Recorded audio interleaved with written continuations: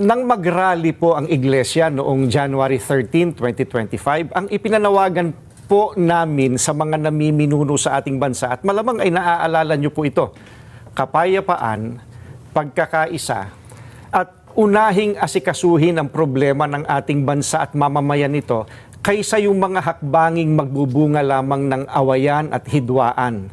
Dahil alam naman ng marami po na ang mga ito pawang pamumulitika lamang. Ang nakakalungkot po ay yung panawagang yun ng Iglesia ni Cristo tila hindi pinakinggan ng mga kinauukulan. Kaya nga po, Kuya Jen, nangyari yung mga nangyayari ngayon. Hindi naman po natin may tatatwa ng sino man. Matindi ang pagkakabahabahagi ngayon ng mga nasa gobyerno hanggang sa ating mga mamamayan. Hindi lamang tayong mga Pilipino ang nakakaalam na hindi tayo nagkakaisa. Ang nakakalungkot, maging ang mga taga-ibang bansang nagmamasid sa kaganapan po rito ngayon sa Pilipinas, alam na alam nila, hindi nagkakaisa. Magulo. Tungkol po sa dating Pangulong Rodrigo Duterte. Ayan po, we come to the crux of the matter. Yes po, opo. Para po sa mga kababayan po natin, ang posisyon po ng Iglesia ni Cristo ay ito.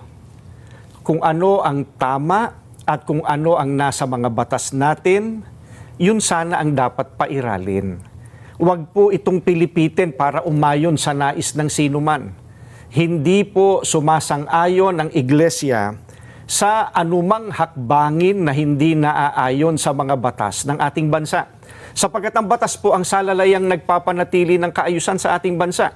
Kapag ang batas ay binaliwala, ay nagbubunga ito ng kaguluhan, hidwaan at kawalang hustisya. Alam niyo po iyan.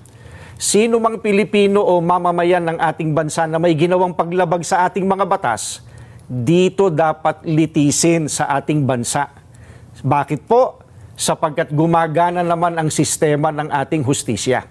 Hindi po natin sinasabing wag litisin ang dating Pangulo sa mga iniaakusa laban sa kanya. Ang saganang amin po, nagtitiwala ang Iglesia ni Cristo sa integridad at kakayahan ng hudikatura para pagpasyahan ng ganitong bagay at usapin. Ang mga hukom natin ay may kakayahan po na gampanan ang kanilang tungkulin, na ipataw ang tamang hustisya at pairali ng katarungan sa lahat ng sandali. Kaya, hindi natin dapat isuko ang soberenya ng ating bansa sa iba. Yan po ang posisyon natin.